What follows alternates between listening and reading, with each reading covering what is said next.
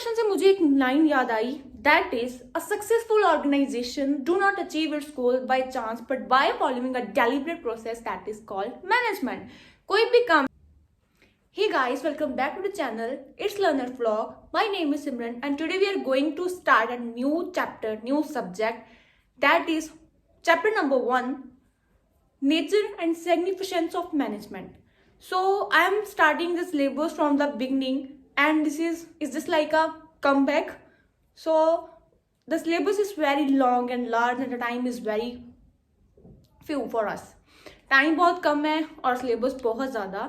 सो इसलिए मैं ट्राई करूँगी कि 1 और 2 मंथ्स में सिलेबस भी कंप्लीट करवा देंगे, हम रिवीजन भी करेंगे, एग्ज़ाम्स की प्रिपरेशन भी कर लेंगे, क्योंकि मार्च में हमारे एग्ज़ाम आई थिंक कि फेब में ही स्टार्ट हो जाते हैं, इन बिटवीन फेब और मार्च के बिगनिंग में तो आएंगे ही। सो एग्ज़ाम के बारे में वो जब डेट शीट आएगी तब हम बात करते हैं मैनेजमेंट। क्या होती है मैनेजमेंट? सबसे पहले हम बात करते हैं इंट्रोडक्शन के बारे में कि मैनेजमेंट का कंसेप्ट क्या है, ये क्यों मैनेज करते हैं हम।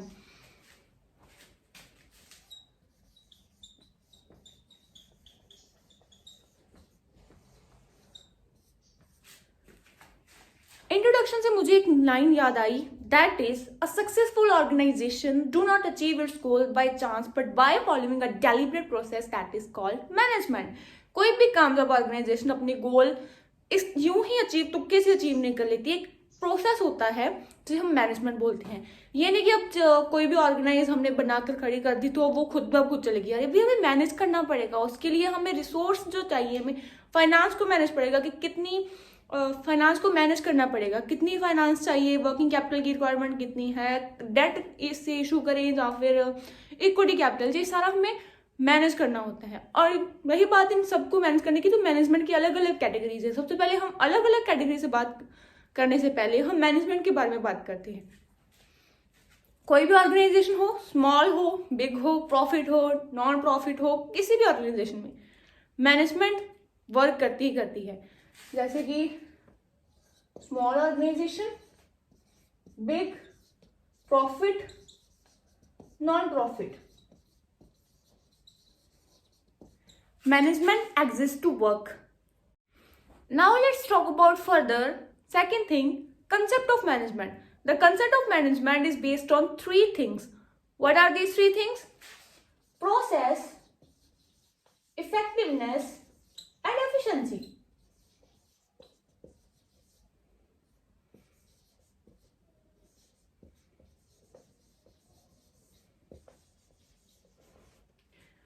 प्रोसेस क्या होता है?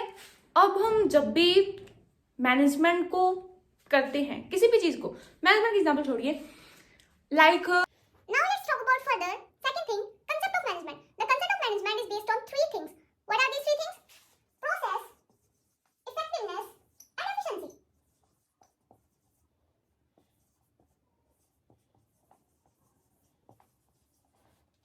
प्रोसेस क्या होता है? अब हम जब भी मैनेजमेंट को करते हैं, किसी भी चीज को, मैनेजमेंट एग्जांपल छोड़िए, लाइक मैनेजमेंट को छोड़ो, रियल लाइफ की बात करते हैं। Wake up in the morning, we take our breakfast and then go to school. लेकिन इस सबको करने के लिए बहुत सारी स्टेप्स इन्वॉल्व होते हैं ना। जैसे ये नहीं कि पहले हम स्कूल जाते, लेकिन पहले हम फ्रेश होते हैं फिर हम स्कूल जाते हैं। So that's a process. उसी तरह से मैनेजमेंट पहले प्रोसेस को फॉलो करती है। कैसे? पहले क्या करती है? प्लानिंग करती है। अब जब बिजनेस को बनाने के लिए, अब मैं ये वीडियो बना रही हूँ, ओके, अपलोड कर रही हूँ, इससे पहले मैंने क्या प्लानिंग की होगी? ऑफ कोर्स मैंने की होगी कि मुझे आज ये टॉपिक कवर करने हैं, मुझे ये इस टॉपिक को कवर करना है, और प्लानिंग करती हूँ। एक प्रोसेस इन्वॉल्व होता है। सबसे पहले मैंने क्या किया? प्लानिंग की, अपने चैनल को प्लानिंग की, अपनी वीडियो को प्लानिंग कर रही हूँ कि इस तरह से हम फर्दर ऐसे सिलेबस को प्लान कर रही हूँ कि मैं ऐसे ऐसे अपलोड करती जाऊंगी। प्लानिंग से कुछ नहीं होता, मैं उसे और उसी तरह से ऑर्गेनाइज करूंगी। ऑर्गेनाइज, प्लानिंग के बाद ऑर्गेनाइजिंग आती है। मैंने प्लान कर लिया, अब मैं उसी के अकॉर्डिंगली अब मैं वीडियोस बना रही हूँ, वीडियोस अपलोड कर रही हूँ। फिर क्या होता है? Staffing. It's not that my work. So staffing के बाद हम जो वर्क करते हैं उसके लिए क्या चाहिए? स्टाफ चाहिए, ओके। फिर क्या आती है, डायरेक्ट स्टाफ आ जाएगा, काम खुद ब खुद थोड़ी करेगा, हमें क्या करना पड़ेगा, डायरेक्ट करना पड़ेगा यार, प्रोवाइडिंग द डायरेक्शन। और फिर आता है controlling. Providing direction is not enough, हमें रिसोर्स को कंट्रोल करना पड़ता है। वो कैसे? Planning input versus plan output. इसका मतलब ये है कि हमने जो चीज़ प्लान की है, जैसे इस रिसोर्सेज को प्रोड्यूस किया है, उस रिसोर्स प्रोड्यूस करने से पहले जिसकी से डिज़ाइन की गई थी, उसकी जो प्लानिंग की गई थी, उसके अकॉर्डिंगली ही वो बना है या फिर नहीं। सो ये होता है कंट्रोलिंग। अगर कोई हमने डेविएशन कोई आ जाती है, लाइक जैसे for example video, and after that I will check कि जो मैंने प्लान किया था क्या मैं उस टॉपिक को कवर कर पाई हूँ। अगर कोई डेविएशन आएगा, अगर मैं अपनी कोई टॉपिक को क्लियर नहीं कर पा रही, तो मैं फिर कट करके फिर उस वीडियो को दोबारा बनाऊंगी अच्छे से, ताकि आप तक जो वीडियो है वो अच्छे तरह से एक्सप्लेन हो सके। आपके दिमाग में एक तरह से वो जो मैं टॉपिक क्लियर करना चाहती हूँ वो एक बार क्लियर हो जाए। सो प्रोसेस में ये सब इन्वॉल्व होता है। आप सीरीज स्टेप्स और सीक्वेंस भी, अगर आप लेंथ नहीं लिखना चाहते तो सीरीज स्टेप्स सीक्वेंस भी आप कह सकते हैं कि मैनेजमेंट जो होती है वो एक एक्टिविटी पर बेस नहीं होती, इसमें बहुत सारे प्रोसेस इन्वॉल्व होता है, स्टेप्स और सीक्वेंस को फॉलो करना होता है। नेक्स्ट आती है इफेक्टिवनेस। किसी भी काम को इफेक्टिव तरीके से करना, डूइंग द राइट टास्क। जैसे कि मैंने टेलर के पास गई, कपड़ा दिया सिलने को, और उसने वो जैसा मैंने कहा था 5 मीटर का कपड़ा उसने वैसा ही सिल दिया, ओके, और मैंने उसे पैसे दे दिए और मिली आई। ये हुई इफेक्टिवनेस कि उसने अपना काम अच्छे से कर दिया। अब हम बात करते हैं एफिशिएंसी। इफेक्टिव होता है doing the right work in the right way, and efficiency effective होता है doing the right work, but efficiency doing the right work in the right way. अब ये क्या है कि जैसे वही एग्जांपल लेते हैं, लेकिन अब टेलर के पॉइंट ऑफ व्यू से बात करते हैं कि टेलर को ऑर्डर मिला है कपड़ा सिलने का। सो उसके पास 10 मीटर कपड़ा है, ओके, और उसने क्या किया, उसने से 4 मीटर में से वो पूरा कपड़ा सिल दिया जो उसे डिज़ाइन किया गया था, जो उसे डिज़ाइन बनाने को कहा गया था उसने बना दिया, और 1 मीटर कपड़ा उसने बचा दिया। उसकी कॉस्ट, और जो कॉस्ट उसे पड़ रही थी उस कपड़े को उसने खुद खरीदना था, खुद ही बनाकर कस्टमर को सेल करना था। अब उसने क्या किया, 4 मीटर, ये क्या किया उसने, यूटिलाइजेशन,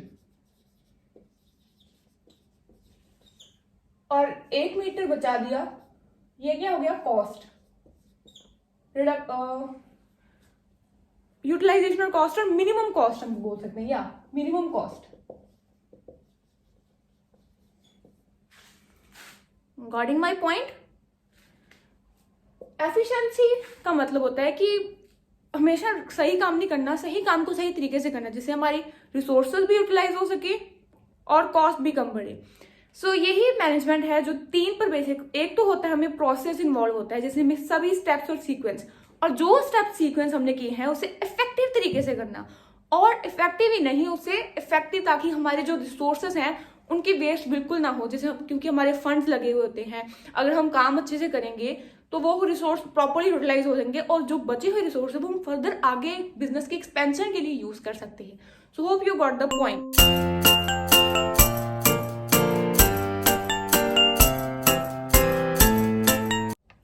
सो हमारा पहला मेन फीचर आता है मैनेजमेंट का, वो है management is a goal oriented. What is management? Management is a goal oriented.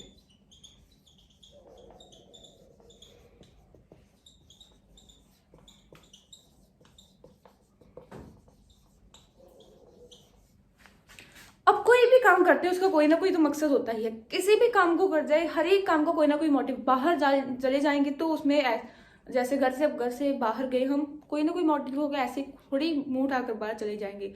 किसी के साथ गॉसिप्स करने गए हैं, किसी के साथ बातें करने, तो वो भी एक ना एक मकसद होता है। कहीं पर जाने का कोई ना कोई मकसद, उसी तरह से बिजनेस को चलाने का हमेशा एक गोल होता है। जैसे कहीं का प्रॉफिट मोटिव, कहीं का तो बहुत ज़्यादा गोल्स होते हैं, जैसे एक्सपैंड करेंगे, डाइवर्सिफाई करेंगे, इमेज बनाएंगे, बहुत ज़्यादा प्रॉफिट अर्न करेंगे और अपनी बहुत सारी ब्रांचेस खोल देंगे। और कई नॉन प्रॉफिट होते हैं कि प्रॉफिट नहीं, सोशल सर्विस, ओके, हम पब्लिक को, हम सोसाइटी को social service, social welfare provide करेंगे। सो ये तो होते हैं गोल्स की बात। और my main motive is to making videos that is providing and spreading knowledge. So management is a goal oriented. Pervasive, वैसे इस पॉइंट का पूरा नाम है मैनेजमेंट इज परवेजिव, बट मैं अकेला परवेजिव लिखूंगी without any wastage of time. Pervasive का मतलब, सबसे पहले हम परवेजिव का मीनिंग क्लियर कर लेते हैं। Meaning of pervasive is application of anything everywhere, किसी भी चीज का हर जगह पर मौजूद होना। क्या ये मैनेजमेंट हर जगह मौजूद है? ऑफ कोर्स यार है, मैनेजमेंट हर जगह पर मौजूद है।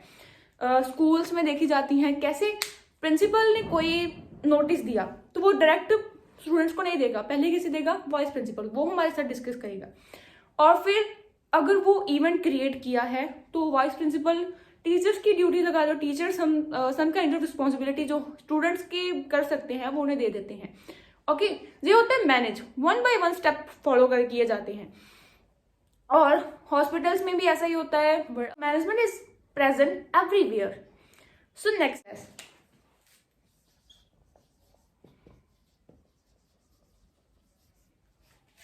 Management is doesn't lied on single activity, it is a continuous process. चले जाएगा जब तक अपने गोल्स को अचीव नहीं कर पाती। ओके, जैसे मैंने आपको बताया, प्लानिंग के बाद organizing, staffing, directing, controlling, lots of thing they are done in the management.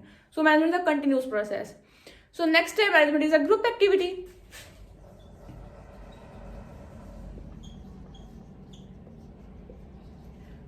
अरे भाई, कोई इंडिविजुअल सब कुछ मैनेज नहीं कर पाता। कि जैसे अब एक इंडिविजुअल, स्कूल में कोई इवेंट ऑर्गेनाइज हुआ है, लाइक एक जो क्लास रिप्रेजेंटेटिव है उसकी ड्यूटी लगा दी कि you have to decorate the class. अकेला थोड़ी कर पाएगा, उसके लिए पहले क्या करेगा? मनी कलेक्शन करेगा। मनी कलेक्शन के लिए एक और स्टूडेंट अपॉइंट करेगा जो मनी कलेक्ट करेगा, और फिर उसके बाद छोटे छोटे पार्ट्स में अपनी ड्यूटी को डिस्ट्रीब्यूट कर देगा कि कोई किसी की ड्यूटी कुछ प्रिपेयर करने के लिए होगी, किसी की ड्यूटी कुछ के लिए, और वो अकेला थोड़ी सब कुछ करेगा ऑब्वियसली। सो उसी तरह से बिजनेस में अगर कोई business product is a kind of something production, like business industry है, जो ऑनर है जिसका ये काम है, क्या वो प्रोडक्ट प्रोड्यूस करेगा सब कुछ? वो सेल करेगा? नहीं। डिफरेंट डिपार्टमेंट्स होते हैं, एम्प्लॉयज होते हैं, जैसे sales department, purchase department, product department. वो अकेला तो सब कुछ मैनेज कर नहीं सकता। सो ये डिफरेंट यूनिट्स में डिवाइड की होती हैं। That is called group activity. Okay, so group वो मिलजुल कर काम करते हैं।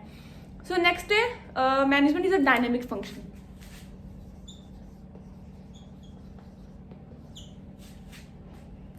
डायनामिक क्या होता है? इंक्रीजिंग, डिक्रीजिंग, स्टेबल, अनस्टेबल, ऐसे कि कई बार इन्वायरमेंट में कुछ ना कुछ चेंजेस आते रहते हैं। सो मैनेजमेंट भी इस तरीके से होनी चाहिए कि उन चेंजेस को अडेप्ट कर ले। उन चेंजेस को, अगर कोई बिजनेस में कोई थ्रेट है या फिर कोई इस तरह की चीज़ है जो बिजनेस के अगेंस्ट जा रही है, तो मैनेजमेंट इस तरीके से की जाए कि उस अगेंस्ट जाने वाली चीज़ों को अपने फेवर में कर ले, डायनामिक की तरह सोचें। सो ये भी एक ट्रिकी होती है जहां पर क्रिटिकल थिंकिंग, इस तरीके पर क्रिटिकल थिंकिंग काम आती है। क्रिटिकल थिंकिंग एक तरह का ऐसा स्किल है जहां पर हम अपने अगेंस्ट जाने वाली चीजों को अपने फेवर में कर लेते हैं, यानी कि मैनेजमेंट डायनामिक है। जैसे कस्टमर जो है उनकी टेस्ट और प्रेफरेंस दिन ब दिन बदलते रहते हैं, उनके अकॉर्डिंगली ही जब हम गुड्स प्रोड्यूस करना शुरू हो जाते हैं तब क्या होता है कि वो अट्रैक्ट होंगे, उनकी डिमांड सेटिस्फाइंग, एंड अगर हम उन्हें गुड्स प्रोड्यूस करें और इसे रीजनेबल प्राइस पर प्रोवाइड करें, so that means management is working on dynamic. Okay, now what is multi dimensional? Multi dimensional होता है कि मैनेजमेंट एक सिंगल टास्क नहीं करती, बहुत सारे टास्क परफॉर्म करती है। जैसे मैंने कहा था, management is a continuous process. और उसमें क्या होगा? सबसे पहले ऑफ वर्क, पहले वर्क को कैटेगराइज करेगी कि किस तरह का वर्क जो है वो, in which kind of work that the organization is going to do.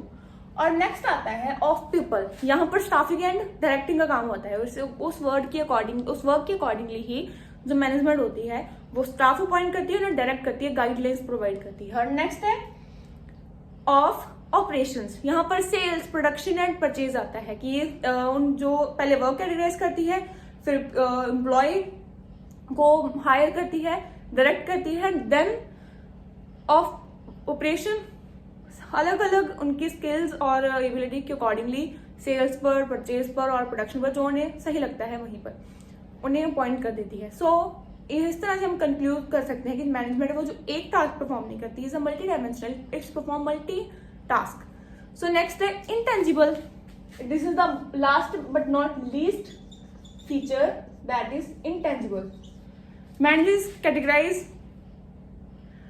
Management can be categorize as a intangible asset. क्या मैनेजमेंट एसेट है? Of course. अगर मैनेजमेंट इस तरह से की जाती है तो हमारा इस एक तरीके का कभी ना खत्म होने वाला एसेट होता है, जो हमें गुड मैनेजर जो है वो all the life of a time of the company और any kind of organization benefits देते रहते हैं। सो मैनेजमेंट क्या है? इंटेंजिबल है। हम ना इन्हें देख सकते हैं, ना टच कर सकते हैं, but it's still present in everywhere in every kind of organization. So today we covered the desired topic which we want to be covered and which our goal. So in the next particular video we would going to talk about importance and management as a science or an art, or both, or management as a profession. फिर हमारा chapter जो है वो खत्म होने वाला है। सो खत्म हो जाएगा अगली नेक्स्ट वीडियो, एक ही वीडियो में। मेरा गोल रहेगा कि I will make only 2 videos to cover the whole chapter. मजा आया, और मैं ये जो मजा है हिंदुस्तान के हर व्यक्ति को देना चाहता हूं।